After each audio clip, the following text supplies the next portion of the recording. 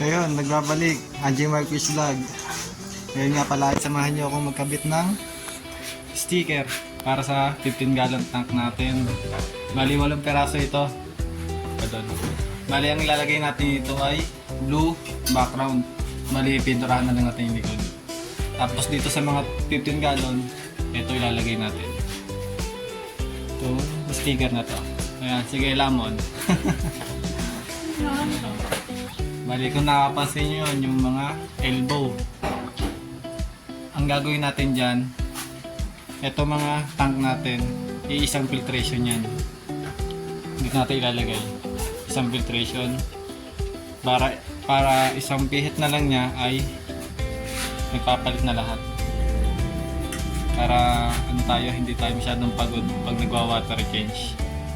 Ngayon, ito ikakabit muna natin ngayon. Bali, bukas gagawin muna natin sila ng overflow. Busy tayo ngayon after trabaho ulit.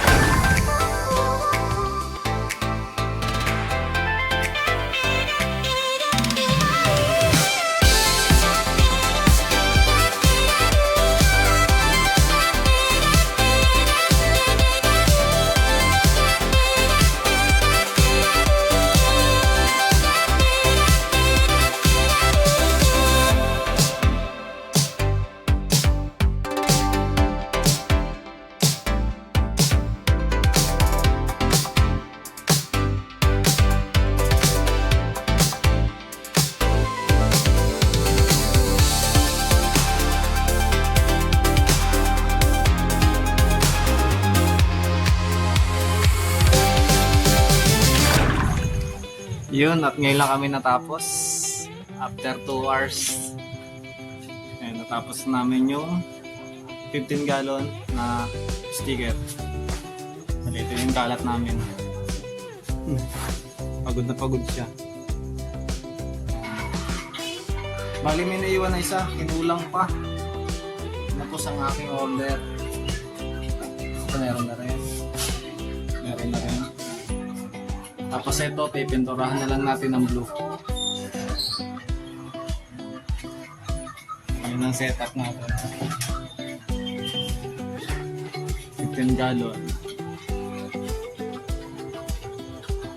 Tapos ito natin ilalagay. Lagay naman ng mga beta. Yan, bali nilinyahan ko na kung ano yung pagkakapantay.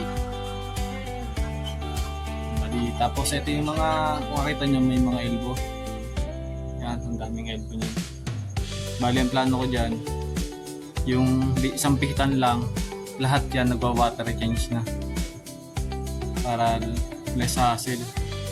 Kasi sa dami niyan, kulang ang 3 oras pagka nag-water change.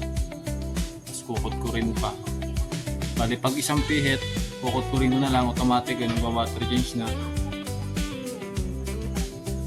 No, siguro mga 1 oras pwede na. Wala pa namang isda, bali lalagyan pa natin ng tubig yan, tapos cycle 3 days bago natin lagyan ng isda. Hanggang dito na lang itong video to. Pag nagustuhan nyo po ang video to, like and comment na lang po, saka subscribe.